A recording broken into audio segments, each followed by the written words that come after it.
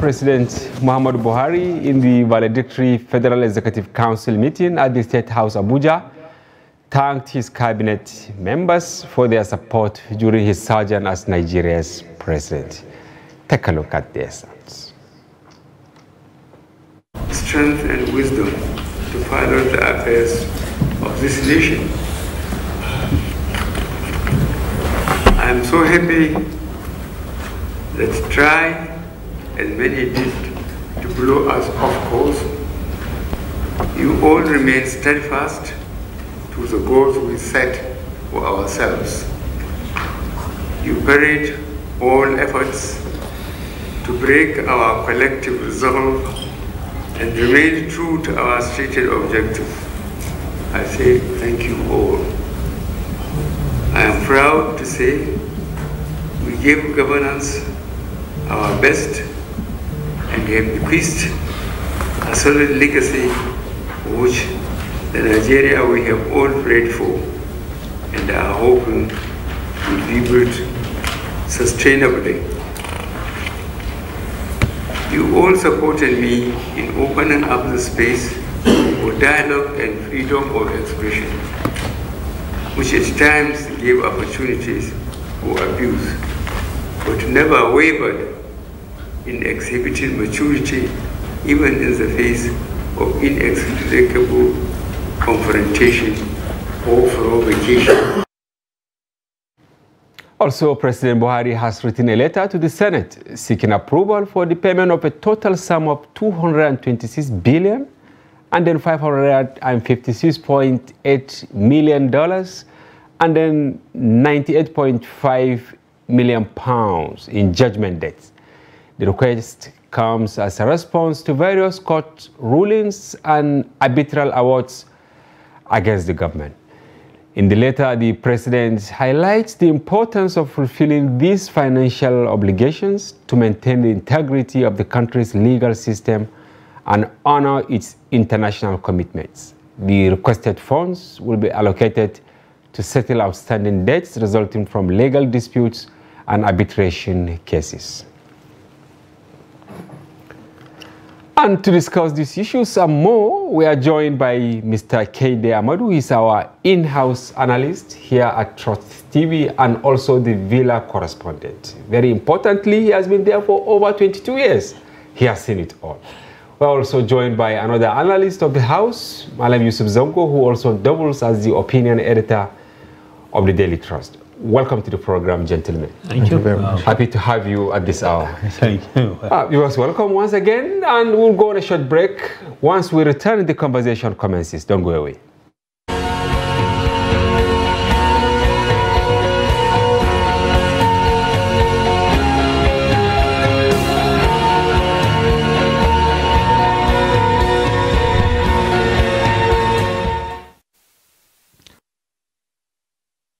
Welcome back.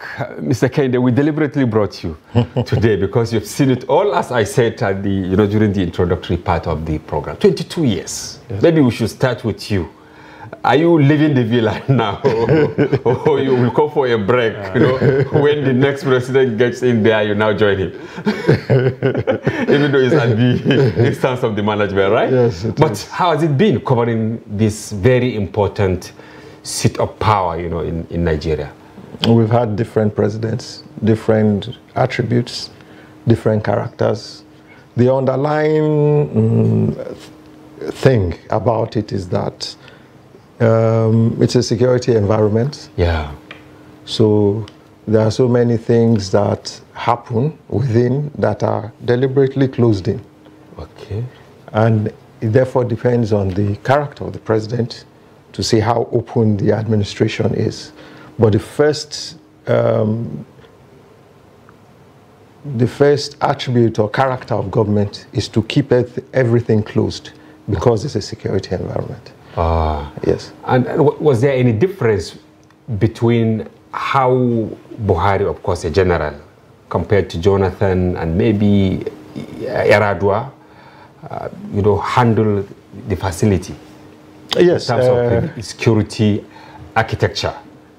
Yes, there was a difference. Of course, President Obasanjo being a former military man. Yeah. You see similarities between his style of government and the style of government of President Buhari. Oh, there are some similarities. There are similarities Okay. in the way some issues are kept in the dark, or kept secret. And then they also knew the architecture of government, so they knew how to step around all these things. So you couldn't really capture them. They did what they felt they liked, and they didn't really pay heed to popularity. This is in comparison to maybe Jonathan, yes, for instance. You know, Yar'Adua is entirely an enigma. He's an enigma. The first president that actually resonated with everybody he worked with. And it's unfortunate his tenure was cut short by ill health. But you'd see that that was a person that genuinely recognized people, would stop and greet. Oh, Yar'Adua. You would stop and greet when he was going into any meeting, and when he was going out, would also stop and greet. I think he really appreciated that position he was in. Compared to Jonathan, who really didn't believe he was president all throughout his... How do you mean? You know, he didn't believe he was president. I can see Malas maybe we should cut you to take from him. No, I think it's surprising if you say, well, it's not that surprising because he was has been a child of circumstances at the at initial from deputy governor, even from local government chairman to deputy governor, then governor by accident, right? Governor by accident, then vice president, unprepared of sorts. Well, you could because he won. I think he won governorship, right? He wanted to go back as governor. He was supposed to go back as a governor. Suddenly, he was yanked off and sent to the way they yanked Atiku, I think, in 1999. He ought to have gone for governor. Yeah. So it's not that surprising if he behaved the way he did, because these are very delicate positions, which if you're not groomed, you know, for the job, or you don't have that background of administration and mixing with various kinds of people, you know, you can imagine somebody from Bayelsa, which is not a big state, you know, like Lagos. You know, you can say somebody from Lagos can just try to cope much easier than somebody from.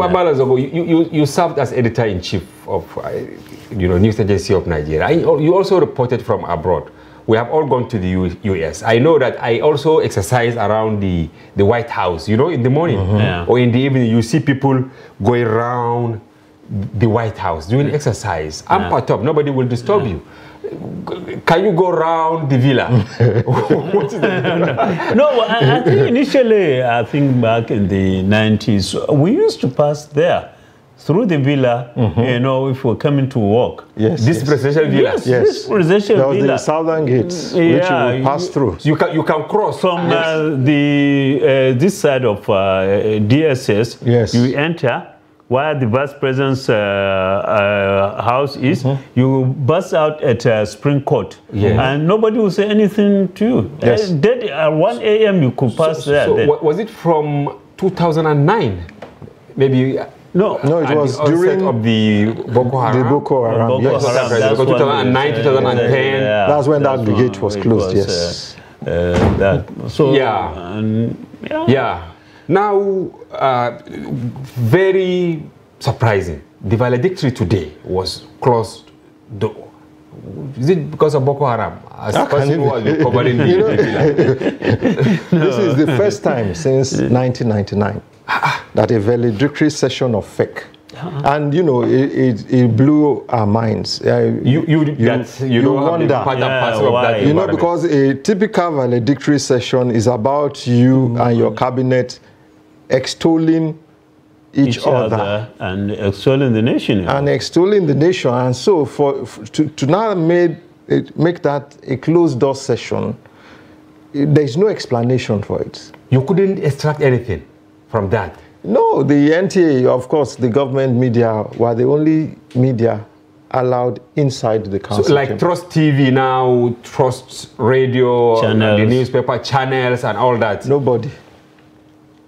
We were all waiting. And that is why when now they came to brief after FEC, it was now Lai Mohammed that gave us a brief rundown of what happened inside, and then Femi Adesina now issued a statement, which is... What is your take on this? And I'm just taken aback, honestly, because it was an opportunity for them to say bye-bye to the nation. And I don't know really what informed that. Well, we wouldn't say, we can't pass a conclusion on it because they know what we don't know. But it's really strange to me. And you see certain actions of governments give room for speculations. Yeah, if you check, including some legacy media in the afternoon, this story that, okay, Buhari has said bye-bye to them, and maybe many of them will, head home from the villa because they have handed over from their ministry. Of course, we reported yesterday in our newspaper that's that our news story today. Pantami and maybe one or two others, they have all done this thing. Now, what was the situation, for instance, when Jonathan was doing his valedictory ahead of handing over to a government that defeated him? That's why I said different strokes. Let me start from Obasanjo. Excellent. When Obasanjo did his valedictory, it was an open valedictory. And how open was it? I was in faraway Borno that time. No, it was open. All the ministers extolled him and everything. And you people were there? We were there. At the gallery, right? We were there. Not in the gallery, in the council chambers with them. Okay. We were there. They did the valedictory session, and he now dissolved cabinet. After the valedictory? Yes. He now dissolved cabinet. I think maybe they have learned from that because, by dissolving... he was the first president, during this republic. Yes. So because by dissolving cabinet that early, there are still some ministers that had to do some duties, like the foreign affairs minister, like all those ministers. Because of the guests that will welcome guests that came in. So I guess that being, his dissolution of cabinet, you understand. And you remember he dissolved cabinet twice. Okay. Yes. He did in 2003. Memory. And he did in 2007. You understand? Okay. Okay. So I was thinking maybe ahead of his final tenure, he dissolved the cabinet twice. No. Okay. No. So the mode of dissolution was about the same thing. He dissolved ahead of even though he won. Even though he won. He didn't say, okay, go to your office, continue work. No. He dissolved since ahead. We have won again. You understand? And I think his mind, but he now retains some ministers that would help him, because it doesn't sound well if a visiting head of state comes in and then you say it's a permanent secretary that is receiving him instead of the minister. So it has to be a substantive minister. Protocol. It's protocol. As a veteran, what is actually the spirit behind dissolving cabinet if someone maybe has won a second term? Well, like what? It's not legitimacy, right? It's the legitimacy. All right. Because they were reaching an end to one government and moving to another. So it's just part of the constitutional requirement.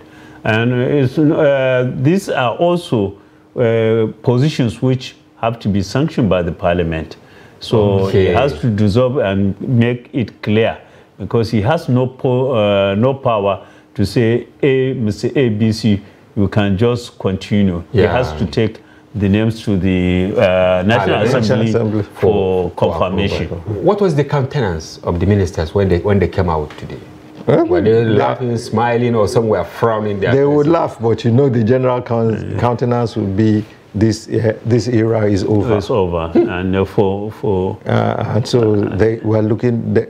They now have to sit down and look at what happens. Although the Minister of Information was still insisting that The cabinet has not been dissolved until the 28th or 29th of May. Because there was also... And that is the next question I wanted to ask Malam Zongo. Is it normal? Because they said the man from the villa, Obasanjo did not do this, and Jonathan did not do this. No, Jonathan dissolved his cabinet on the 28th. Okay, but was that the valedictory day? Or after the valedictory, when did they held, or you forgot? When did they held the valedictory? Held the valedictory day. It was the valedictory day. Okay. There was a morning session and there was an afternoon. It wasn't even a morning session. There was an afternoon session between 4 and 8, and then he dissolved the cabinet. Yeah. And then, you know, during that he encouraged them, told them that they will come after you and all that. And now, is it true? Because you can see like Pantami, and I think 1 or 2 ministers, they did valedictory at their ministry. And some, as we reported, that he even packed his things out of his ministry. But there is this allegation, or is it maybe insinuation? Yes, that some of these ministers are actually working hard to be retained by the incoming government. It is a personal issue, and well, in Nigeria, nobody wants to be out of government most of the time, especially those who tested it. Well, I know some have been around since 1999, and if you ask them today, they will still like to be. They will be glad. They will be glad to serve. They will not say, no, let's bow out and allow others to come and try their luck. In this country, I think they see political appointment just like a civil service appointment. Maybe at the end of the day, they'll get pension and gratuity. You have the nocturnal... Is that some are actually working. But it's not do you think something like that will happen, that maybe the incoming president will retain some of the ministers? Okay, let me tell you something. All right. When he was going in 2003, there was actually a list, if you remember. That a list that was drawn up that said of 9 ministers that will come back. About 9 ministers. And the only person that came back was the Minister of, I think, Agriculture then. Was it not Okonjo-Iweala? No, it wasn't. It was the Minister of Agriculture. Okonjo-Iweala had fallen out with the Obasanjo. She was moved to foreign. She was moved to foreign. It was the Minister of Agriculture that came back. The only one that after all the name dropping, all the name dropping, and you can see also even in the pages of newspapers, you know, very funny opinion articles. Exactly, you see all of them. Here we are being mindful. You see people dropping names that okay, somebody has done excellently well. Yes, and all that. Because they're trying to put it in the mind of the incoming president that we're still available. Okay, what caught attention of many Nigerians today was this request for $556 million, 98 million pound, and 226 billion naira. When you put everything, it's 539 billion, over half a trillion naira. How did you receive that news? Well, I was just shocked and surprised that today, Wednesday, just few days to, how many days to, today is 5 days or so to the end of, and you think the parliament only has 1 day meeting, that is tomorrow. Normally they operate between Tuesday to Thursday, and the president sending this request. I don't know really what's happening all these days, all these years, because these are issues which, as he highlighted, judgment debt. So those things have been around for ages, maybe a decade or so. People pursuing their money. Yet, at the tail end of your administration, you're bringing this, and a huge amount. Yeah, over half a trillion, as I said. Exactly, this is an official. So actually, I believe many people are taken aback and say, why this? Why not? Because, as they say, government is continuum. So it's somebody will continue, because those who are owing, or those who the government is owing, will continue to pursue their money. So I think the next administration should be doing that. And in any case, there is no time for them to, unless there is a magic to be done. I don't know whether maybe the president has spoken to the National Assembly, maybe by tomorrow they will approve it. And it means the money is there. This money is there, since they are seeking approval, not to borrow, but to just, you know, get approval of the Senate. I mean, to now start releasing this money. Even though they said they are going to, you know, change it to promissory note, or that is for the economists. But I think if you check social media handles, the responses are uncomplimentary. Definitely, it will be. Of course, they will be. But to add to that, yes, in the last 2 days there's been an extraordinary. There have been 2 extraordinary federal executive councils in which contracts are being approved. Appointments being made. Well, the appointments are there, but I don't see the rationale behind approving contracts at the tail end. Yeah, the tail end. Yeah, but this is more brazen. Even the contract, you can say the next government can just. But if the Parliament approves the money tomorrow, they can instruct the Accountant General or the Minister of Finance to start disburse. I personally call a certain doctor for the paper. I called him before we came to the studio and asked him, and what he said was, this is legal, but morally, you know, there's moral deficit in some of these decisions. Now, what is the status of the Senate for even reading this in the first instance? I hope that the Senate is not thinking about approving it. But do they have the luxury of time? Because today, maybe they are still going to sit tomorrow. Yeah, they are going to sit tomorrow. It's like the fake. Even the National Assembly, you can't even predict when they now... but they have until June 10. But do you think by May 29, after maybe Malam Zabo shall start this, maybe after... but they have until June 10. After you have another president, but do you foresee them? No, they may, because I think the last time it happened. But what I'm saying is this, if they miss tomorrow, it will be useless to those who push this, who are seeking for this approval, because by the time they resume plenary, it will be after the inauguration, maybe by Tuesday next week. Then this government is history already. Yes. Why the rush, Mr. Kendi? I don't understand. Has it happened? Honestly, you've been covering the villa, and I keep saying this, 22 years. Yes. You are a professor. I think you can write a book on... No. Has it happened during Obasanjo? Has it happened during Adwa, during Jonathan? No. Even when... At worst, what would have happened is that as governments change from one to the other, there are some rules. As Malam Zabo said, it's a continuum. Yes, there are some rules that are... that, you know, make it into last-minute award of contracts, into billions. There are some roads that will be awarded and approved. Next year, or next... you will still see those roads. There are those roads. There's a road between Borno and... Kano? Borno and Kano. Yeah. That is constantly, then there's the east-west road. That road I know, the first approval was in 2007, at the twilight of Obasanjo's administration. It was awarded.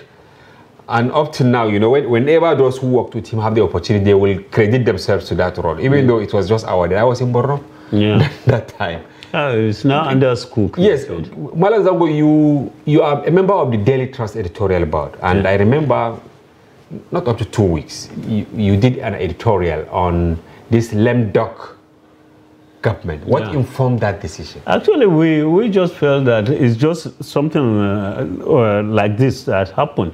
And you remember just recently, the president approved certain appointments, and we felt, and board chairman. Board chairman, you know, the EDC, which even before the Senate's confirmation, they asked them to assume duty. Since you have brought it, I actually wanted to understand the spirit, but for this issue, yeah, you know, when the tenure of members of the NEDC, you know, it lapsed on 7th May. I may be wrong, but certainly, yeah, 7th May. I think it was a Friday when we received the news of nomination of new members to the Senate. But within 6 days, we now receive another news that these members were sworn in at the conference hall of the Minister of Humanitarian Affairs in acting capacity, and they were jetted to Maiduguri to start work, pending approval by the Senate. So to bring you back to the question you asked about the lame duck. So there is a moral aspect of it. Constitutionally, nothing stops the president from doing his job until May 29. But morally, for smooth operation of your government and the next government, and so mostly with regards to this government, because it's the same party, you shouldn't be doing taking some action. As if you are handing over to an opposition. I don't think even in the case of opposition, they may scandalize you. We have seen how in Oshun that will happen.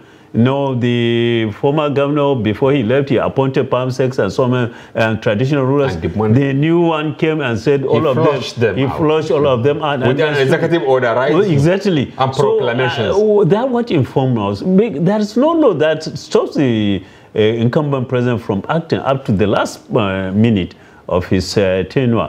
But that moral aspect of it. And I think maybe in this country we need a law on that, because it looks like we only operate while we are forced to do something or not to do it.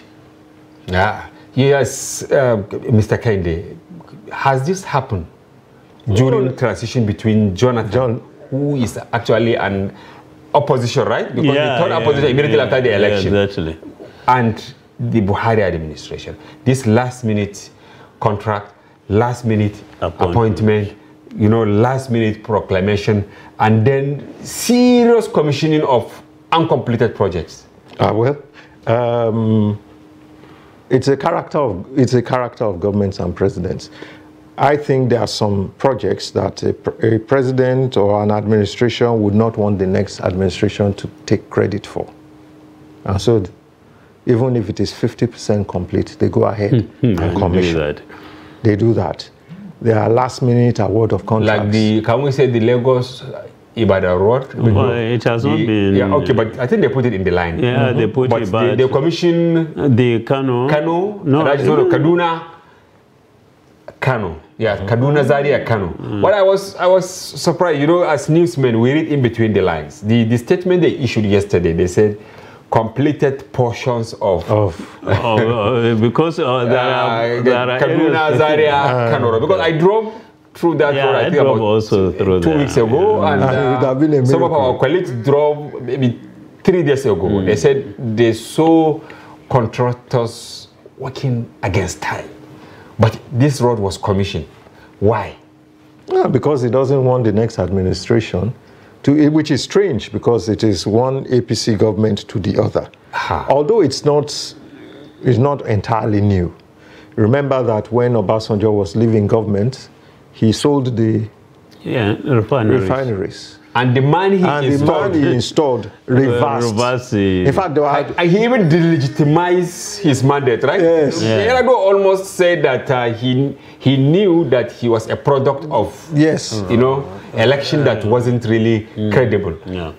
So we've had, and there are like 2 or 3 reversals that Yar'Adua made. Significant reversals. So, and I think it was what led to the fallout between Yar'Adua and Obasanjo, although it wasn't really publicized because Yar'Adua was a very quiet man and he wouldn't indulge in public drama. Yeah, he only reversed. He only reversed some of those things. Do you foresee something like this? Do you foresee reversals when Tinubu takes over? You see, it may not be from the new president, but those around him who feel maybe they will feel shortchanged, and maybe they feel it will undermine their government and also so on. So naturally, it's an instinct that it may happen. It may happen. I'm like the Naira exactly, definitely the Naira. You see the light of it all. Are we going to see that policy on maybe 2nd June? I expect a critical. Will it leave our hands again? Yeah. Naira, the way it left us. It made us orphans before election. But I know that. You know when you go to supermarkets, honestly, I was there with my children, and we picked what to buy. Yeah. We went to pay. We gave the credit card. They could not withdraw. Yeah. So we had to leave. What you? In fact, I saw a young girl, with her parents. She was beating the mother because the mother could not carry what she bought. Biscuits, toys, and all that. Yeah. They could not pick. She was. Are we going to see that maybe? No, we're not going to see that because I think it would be foolish for the next government to go through the same path. Because.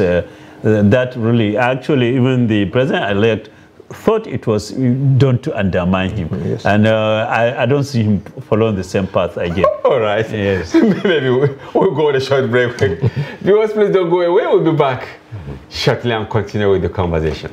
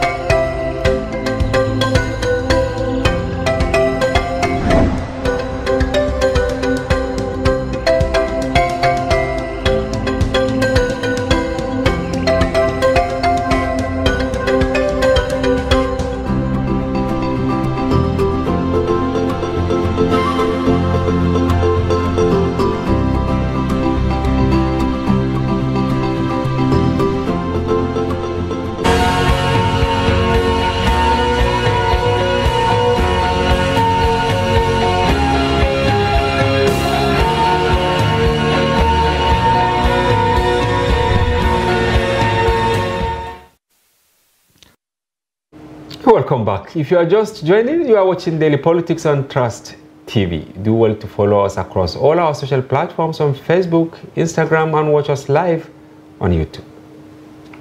I still have in the studio Yusuf Zongo, former editor-in-chief, News Agency of Nigeria, our in-house analyst and editorial page editor of the Daily Trust, and Kende Amadou, our in-house analyst and Villa correspondent.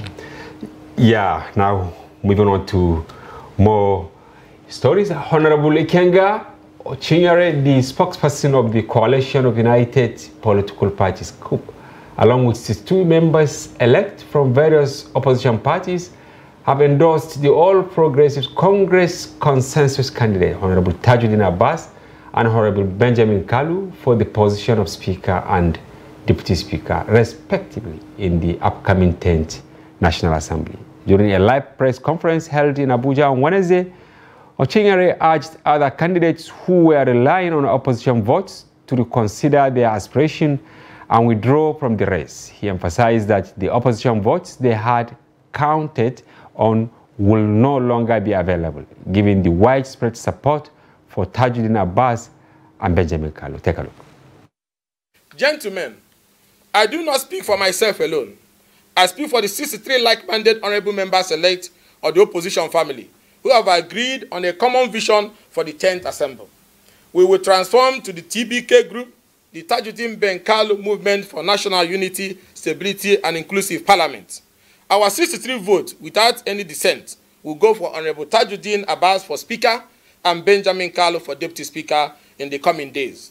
Nigerians will come to know the identity of the DBK group and will also feel our impact in the coming days.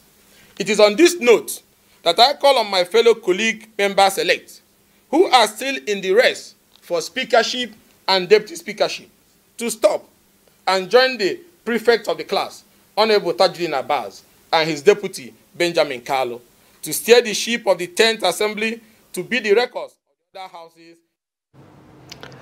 Similarly, senators have also made case for having Senator Godswill Akpabio and Jibril Barrow to have a shot at the Senate. Now, this back and forth, maybe I should start with you, who actually covered the villa. It's like everything is new compared to what happened previously. You can see the desperation in having the leadership of the National Assembly. Of course, we had it during Saraki, 2015, right? Yeah. But was it as intense as what we are witnessing this time around? I think the race for Speaker and Senate President that produced Saraki actually changed a lot of things, the dynamics. It set a new benchmark for emergence of leaders. Initially, once the party had spoken, everybody would fall in line. But now, even though the party has spoken, they have to go the extra mile to do the horse trading that will deliver the mandate of the party. And it has implications on rulership, on the relationship between the executive and the legislature going forward. Because in the first 4 years, despite the fact that we had what we would call a robust National Assembly under Saraki and Dogara, they were not in good terms with the president. So a lot of things didn't get done. Yeah. A lot of things. Horse trading for 4 years. Yes, for 4 years they are trying to seek the goodwill of the president. Look at how Saraki was taken to court. Yes. How he made attempt to also have the favor of maybe his colleagues to have their way, because there were times when they said they would even impeach the president and things like that. What is the implication of this? He made something significant, a statement saying it has wider implication on governance when party has spoken, but it was as if a laborer from, the secretariat of the party was the one who spoke and said, okay, these are the consensus candidates. The members within the party, some are saying, no, we are not for this. Yeah, I think it is playing out just like what played out in 2015. And mostly in the House of Reps, where you find the combined number of the opposition will have changed the ruling party. They said a greater minority. That's what they call them. And you have a coalition of many political parties. So PDP, SDP, Labour Party, NNPP. Those challenging the APC now are using that as a bait. Look, we can also we can organize the opposition to support us, just like what Saraki did in 2015. He got the PDP to back him, and he won the contest. So it is still dicey. It's still, but I think the president will not just sit back and let it go, because it will define his presidency. We also saw Vice President-elect Shetima endorsing Barrow and Akpabio as Deputy Senate President and Senate President. You think the course is clear for the consensus in court? But the national chairman of the party, Abdullah Adamu, admitted that they did not consult widely before arriving at this Yes, and that is, I think, the president-elect went with the people he felt he would be comfortable working with. And there was no wide consultation. And that in itself was what brought about all the ruckus. But I don't think that the situation of the Senate is as complicated as that of the House. You think so? Yeah, because of the age, the maturity in the Senate? The APC has a greater, I think they have about 70-something members. So as senators, and how in a place of 109 members, so they have the majority. So Tinubu may likely have his way. Yeah, he may likely have his way. All they need is maybe just 56. One of the leading contenders for the reps, he said it, that some of these things were not actually the creation of Tinubu, especially the reps. Of course, you know, Tinubu. We hosted Senator Indume here. We hosted quite a number of people who said, yeah, Tinubu told them that he wants to work with Akpabio. But we didn't hear this in respect to Tajuddin. One of the contenders told some of us that Tinubu met Tajuddin, you know, a day before that announcement of endorsement was made. He don't even know him, that he was the product of Bajabia Mila. You have something like that? Yeah, I've heard something like that. And it will not be strange because those that are around the president-elect at this point in time will also have their candidates and will also have their hands in the pie. But I think also we are looking at this pre-inauguration. Yes. After the inauguration of the president, there is like 6 days where he has the full authority as president. I think you spoke to about our deputy editor. He said this, that despite the resistance left, right, and center and all that, the likelihood is that the dynamics, in fact, he said must change after Tinubu. The dynamics of the office of the president will come into play as soon as he's sworn in. Nobody would like to be on the adversary, an adversary of the president, especially in this country, because we don't have proper opposition which believes in principle. Now that's the problem we have, because if they are doing it on the basis of principle, they will continue. They may be defeated, but that thing they will continue, and maybe in the next 10, 20 years they will succeed. Do you have a contrary opinion to what? No. That is what I believe. Right. I believe that all down the years, people that have stood on principles and have stood against the executive arm of government have paid for it. Yeah, they did. Yes, they did. So executive is so powerful. But you see, we brought some new legislators that they have a lot of energy in them here. They said they want to change the tide. And especially in the House of Reps, we brought a young person from Sokoto, he's just 33, and he said they have a club now of sorts. That even this issue of ranking and all that, they are going to demolish it. I don't know where they got the inspiration. Do you think they will succeed? No. And they want to have true independence for the legislature. I'm afraid I may say they may not succeed for now, but if they are resilient, they will see. I think they will be able to change. Because you see, the thing about change is that you don't go the whole hog. Sometimes the little you can get out of it is enough to move forward, because at least tarry a while, move, because it's politics. It's give and take. So, and if they are in the minority, they will have a very, very, very difficult way to. But they should be resilient, and you shouldn't be too ambitious to say, look, we have to change. Demolish is a wrong word for them to use, honestly. All right, moving to another thing now. People are taking this lightly, but the president is saying it for the second time, that he is going far, far away from Abuja. This is one. And when he leaves, even while at home in Daura, if anybody disturbs him, he will cross to Niger. He said this about 3 weeks ago, but he repeated this yesterday during the commissioning of the Customs House. What is the implication about the president He said, is it that he doesn't have confidence in himself that, of course, he can walk freely on the street after serving his country for 8 years, not to talk about all the services he rendered right from his military days?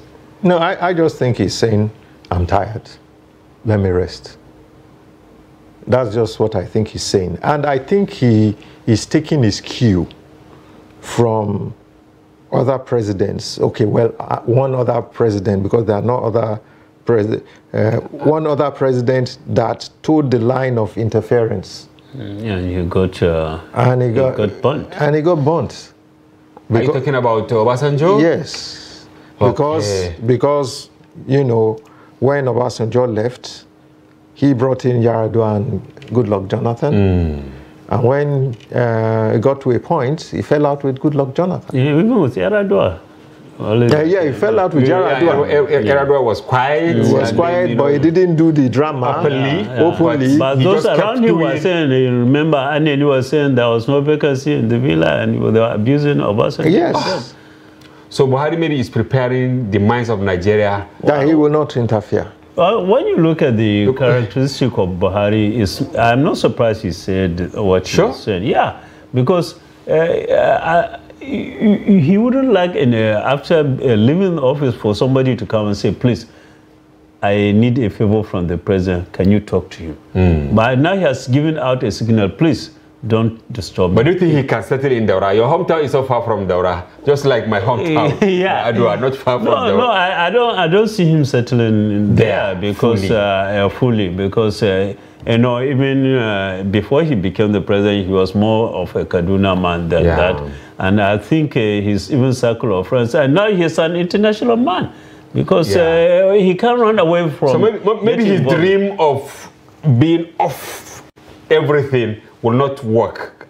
Being, you know, a former president who handed over to another president, just like Jonathan, for instance. Then he will be engaged in international diplomacy. There is no way he will not.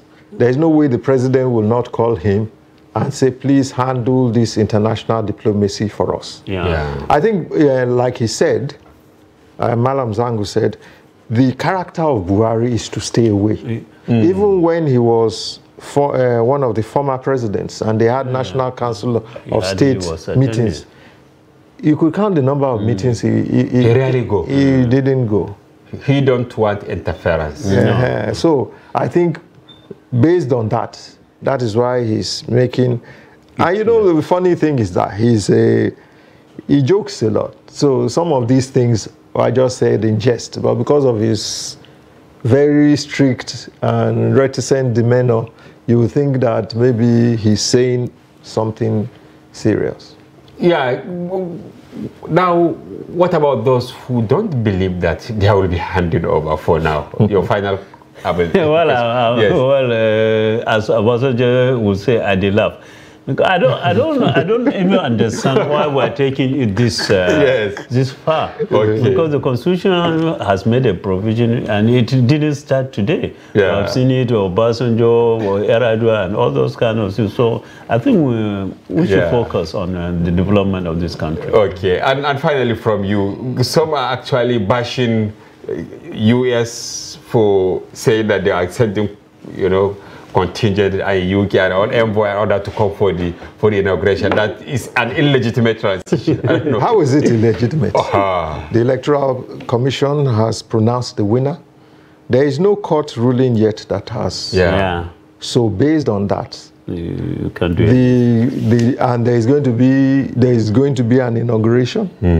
So based on that, because of the international diplomatic relations between their countries and Nigeria, they have to come to straight. They will come. Thank you very much, and I hope we get another time to come and discuss whether we will launch the Nigeria Air ahead of the question.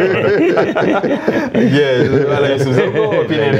Daily Trust, thank you for coming and for your informed perspective. And Casey Amadu, our in-house analyst and the man who covered the villa for more than 20 years. Well, thank you for coming. Thank you. And viewers, we thank you very much for being with us. Join us tomorrow for another interesting package. Bye-bye for now.